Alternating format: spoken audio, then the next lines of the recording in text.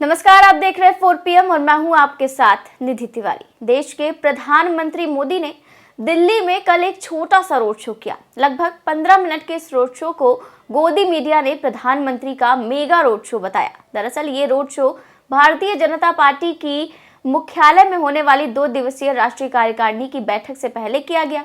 अब सवाल यह है कि आखिर प्रधानमंत्री को ये रोड शो करने की जरूरत क्यों पड़ी? क्या सरकार किसी तरह के दबाव में है? क्या पीएम मोदी ही इस बात को जान गए हैं कि देश में कहीं ना कहीं सरकार के खिलाफ माहौल बन रहा है? ये हम इसलिए कह रहे हैं क्योंकि अचानक से प्रधानमंत्री का ये रोड शो और फिर बड़े स्तर पर होने वाली राष्ट्रीय कार्यकारिणी की बैठक, जिसमें प्रधानमंत्री और पार्टी अध्यक्ष जेपी नड्डा समेत कई केंद्रीय मंत्री, कई भाजपा शासित राज्यों के मुख्यमंत्री और तमाम कार्यकर्ता शामिल हुए। वहीं संभावना ये भी है कि इस बैठक के बाद पार्टी अध्यक्ष को लेकर कोई बड़ा ऐलान या फैसला हो सकता है। इसके अलावा मंत्रिमंडल में भी बदलाव की संभावनाएं हैं। अब ये सब तभी हो रहा है जब साहिब को लग रहा है कि देश में सरकार के खिलाफ माहौल बन रहा है। दरअसल ऐसी कई वजह हैं जिनको लेकर मोदी सरकार इस समय दबाव में है। इनमें से एक सबसे बड़ी वजह है देश की लड़खड़ाती अर्थव्यवस्था। कहने को तो देश की अर्थव्यवस्था आए दिन मजबूती की सीढ़ियां चढ़ रही हैं, लेकिन वास्तविकता क्या है, इससे जनता के साथ साथ साहिब भी भली भांति वाकिफ है। दूसरी ओर देश में लगातार बढ़ रही महंगाई और बेरोजगारी भी प्रधानमंत्री मोदी के माथे पर लगातार चिंता की रेखाएं गहरी कर रही हैं। रोजगार को लेकर देश के कई हिस्सों में युवाओं द्वारा प्रदर्शन किया जा रहा है, तो महंगाई ने भी देश के मिडिल क्लास की कमर तोड़कर रखी है।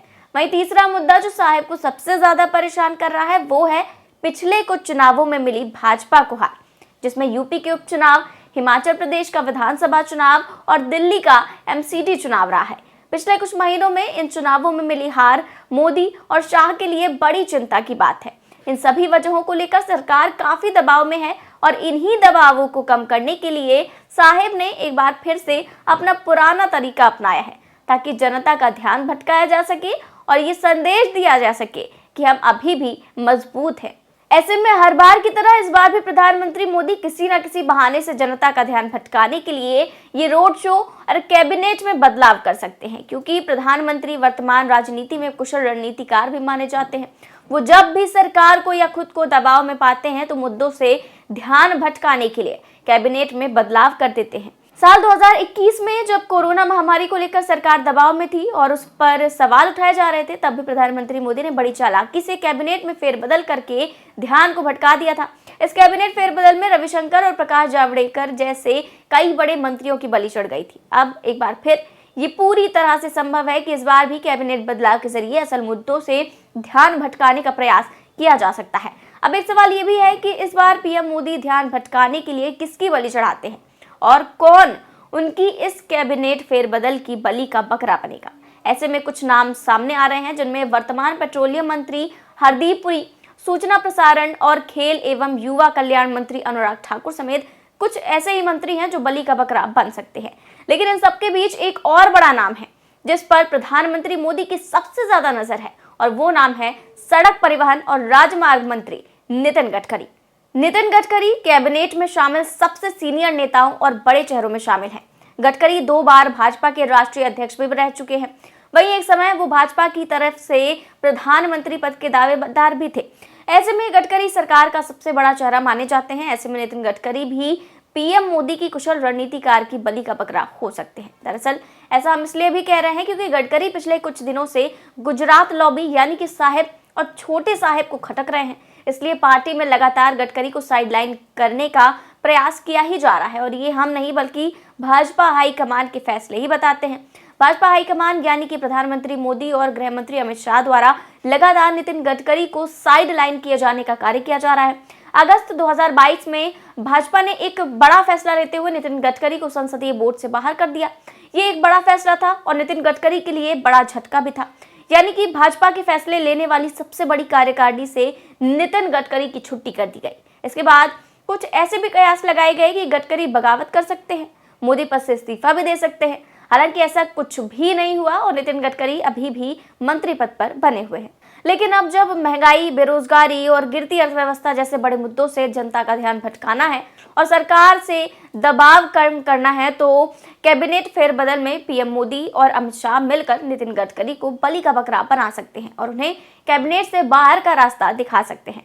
दरअसल मोदी और शाह गडकरी को इसलिए भी पसंद नहीं करते हैं क्योंकि गडकरी कई बार ऐसे बयान दे चुके हैं जो मोदी पर कहीं ना कहीं हमला थे, या यूं कहें कि गडकरी कभी कभी सच बोल देते हैं, जिसे सुनने की आदत दोनों ही गुजराती बंधुओं को नहीं है।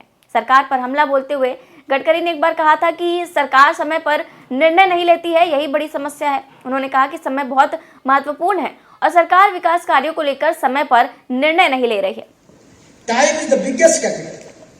The biggest problem, the government is not taking decision on a time.